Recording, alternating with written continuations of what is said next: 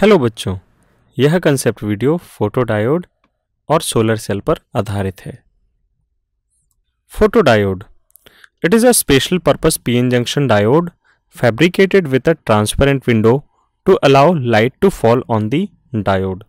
यह एक special purpose diode है जिसमें एक स्पेशल विंडो होती है जिसके थ्रू इस पे लाइट गिरती है और तब ये डायोड वर्क करना स्टार्ट करता है। It is operated under reverse bias. ये हमेशा रिवर्स बायस्ड कंडीशन में ही ऑपरेटेबल या यूजेबल होता है। The photodiode is used to carry current by the amount of light that strikes it.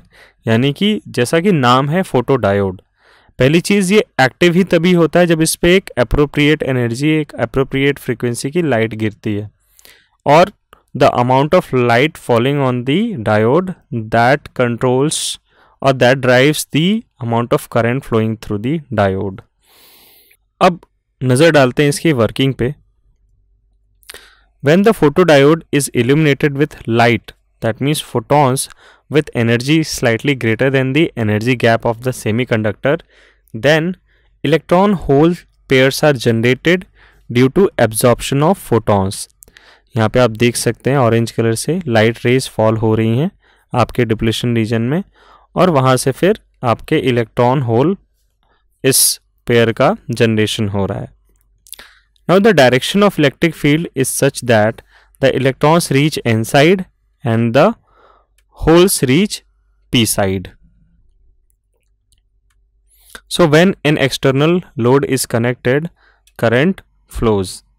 तो बेसिकली सर्किट को हम कंप्लीट करके रख दे रिवर्स बायस कंडीशन में, लेकिन अगर एक अप्रोप्रिएट एनर्जी की, अप्रोप्रिएट वेवलेंथ की लाइट अगर फॉल ही ना करे आपके डिप्लीशन रीजन में, आपके डायोड में, तो कभी भी ये इलेक्ट्रॉन होल पेयर जनरेट नहीं होगा, और अगर इलेक्ट्रॉन होल पेयर जनरेट नहीं होगा तो करंट इस्टेब्लिश ही नहीं होगा।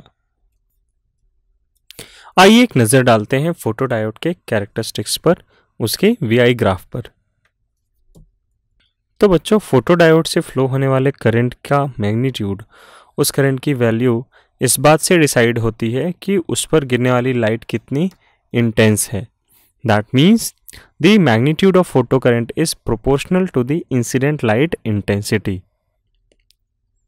आप देख सकते हैं यहाँ पे जितनी इंटेंस लाइट होगी करंट की वैल्यू उतनी ही हायर होगी, यानी कि the intensity of light corresponding to I4 is higher than the intensities corresponding to respectively I3, I2 and I1. Solar cell, it is basically a PN junction which generates EMF when solar radiation falls on the PN junction.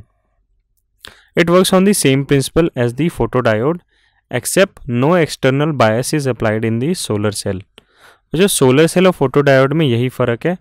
Photodiode में आपको आपके diode को reverse bias करना पड़ेगा, external biasing की उसमें ज़रूरत है, थोड़ा सा रिवर्स बायस वोल्टेज चाहिए, उसके बाद फिर उस पर लाइट गिरेगी और फिर आपके इलेक्ट्रॉन होल्स जनरेट होंगे और फिर करंट सेटअप होगा। जबकि सोलर सेल में ऐसा कुछ भी नहीं है। सोलर सेल में आपको एक्सटर्नल बायस की ज़रूरत नहीं है, यहाँ पे सिर्फ इसमें सनलाइट पड़ती है और इसका जंक्शन एक्टिवेट हो जाता है और इसमें करंट सेटअप होती है। सोलर सेल में junction area is kept large so that more and more sunlight falls on it and more EMF and hence more power is generated. Construction of solar cell. A very thin layer of N-type silicon semiconductor is grown on a relatively thicker P-type silicon semiconductor। यानी same intrinsic semiconductor से का एक हम N type layer लेंगे और एक P type layer लेंगे। जो पी टाइप लेयर होगा वो काफ़ी मोटा होगा as compare to N type का layer. On top of N type silicon layer metal finger electrode और मेटलिक ग्रिड इज डिपॉजिटेड। तो इस तरीके से आप फिगर में देख सकते हैं metallised finger electrode, this act as a front contact and the other side of the P side of silicon semiconductor is coated with a metal, this act as a back contact। तो basically जो हमने दो strips ली हैं, एक P type silicon semiconductor की जो कि thick होगी, उसके ऊपर हमने एन टाइप सिलिकॉन सेमीकंडक्टर की लेयर बिछा दी जो कि काफ़ी पतली होगी पी टाइप के कंपैरिजन में। फिर एन टाइप लेयर के ऊपर हमने मेटलाइज्ड फिंगर इलेक्ट्रोड डाला, ये हमारा फ्रंट कॉन्टैक्ट होगा। और पी टाइप जो पार्ट होगा, हमारे पी लेयर जो होगी हमारे सेमीकंडक्टर की, उसके बैक में हम जो मेटल बिछाएंगे वो हमारा बैक कॉन्टैक्ट होगा। Now generation of EMF by solar cell, देखते हैं कि किस तरीके से सनलाइट के सेमीकंडक्टर पर फॉल होने पर ईएमएफ जनरेट होता है। When lights fall on the solar cell the EMF is generated due to following 3 basic processes. 3 basic processes होती हैं जिनके कारण हमारे सोलर सेल से, हमारे करंट अरेंजमेंट से ईएमएफ जनरेट होती है। First one, solar radiation of appropriate energy strikes on the front contact, that is the metallized finger electrode. It means जैसे ही ये एनर्जी फॉल होगी, ये सोलर रेडिएशन फॉल होगा, generation of electron hole pairs takes place due to the energy of solar radiation. But यहाँ पे हमें make sure करना होगा कि जो सोलर रेडिएशन फॉल कर रहा है हमारे सेमीकंडक्टर डिवाइस पे, उसकी एनर्जी हमारे बैंड गैप से ज़्यादा होनी चाहिए। ऐसा होने पे हमारा फर्स्ट स्टेप यानी कि इलेक्ट्रॉन होल पेयर जनरेशन होगा। Now separation of electron and holes due to electric field of depletion region, electrons are swept to N side and holes are swept to P side. Then the third process is the electrons reaching the n side are collected by the front contact and the holes reaching the p side are collected by the back contact. Solar cell के construction पर अगर हम ध्यान दें तो जैसा कि हमने डिस्कस किया कि एक लेयर होती है पी टाइप रीजन की जो कि थिक होती है, दूसरी लेयर होती है हमारी एन टाइप की जो कि थिन होती है। इनके बीच में हमारा डिप्लेशन रीजन होगा। जैसे ही लाइट रेज फॉल करती हैं हमारे सेमीकंडक्टर पे, if their energy is greater than the band gap, then electron hole pair generation होगा। उस इलेक्ट्रॉन होल पेयर जनरेशन के कारण आपका करंट फ्लो होगा।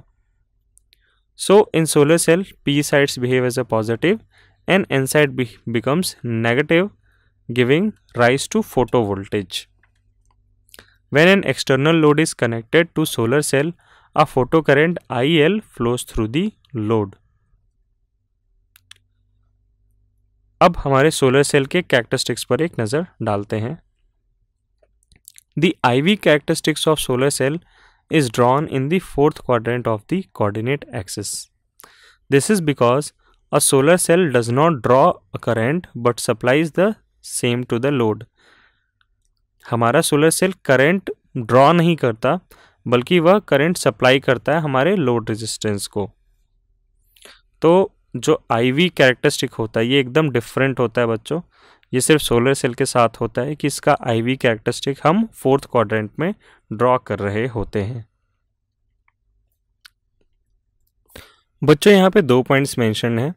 वोल्टेज का जो पॉइंट है VOC और करंट का जो पॉइंट है ISC, इनका खास महत्व है। VOC means open circuit voltage. यह तब का वोल्टेज होगा जब किसी भी तरह का लोड रेजिस्टेंस हम इसमें नहीं लगा रखेंगे। उस वक्त जो वोल्टेज होगा वह मैक्सिमम वोल्टेज होगा। And ISC is the short circuit current, यानी this is the maximum current that is drawn from the cell. तो बच्चों देखते हैं इस टॉपिक में हमने क्या क्या सीखा। हमने सीखा जेनर डायोड के बारे में, जो कि एक स्पेशल पर्पस डायोड है जो सिर्फ रिवर्स बायस कंडीशन में ऑपरेट करता है और इसके अक्रॉस जो वोल्टेज होता है वो हमेशा कांस्टेंट होता है। इसकी इसी प्रॉपर्टी का यूज़ हम करते हैं वोल्टेज रेगुलेशन के लिए। लाइट एमिटिंग डायोड, ये एक स्पेशल पर्पस डायोड होता है जिससे हम लाइट जनरेट करते हैं और हम इसको अलग अलग जगह इक्विप करते हैं अपनी रिक्वायरमेंट के हिसाब से, कभी रिमोट में, कभी बल्ब में, कभी टीवी में। The third one is photo diode which is like excitation in photodiodes, the photon excitation results in change of reverse saturation current, which helps us to measure light intensity. Solar cells के बारे में हमने जाना. Solar cells converts photon energy into electricity. तो बच्चों, ये topic study करने के बाद आप एनसीईआरटी का क्वेश्चन नंबर 8, क्वेश्चन नंबर 11 और वर्कबुक का क्वेश्चन नंबर 3, 7 और 11 ये तीनों सवाल कर सकते हैं. धन्यवाद.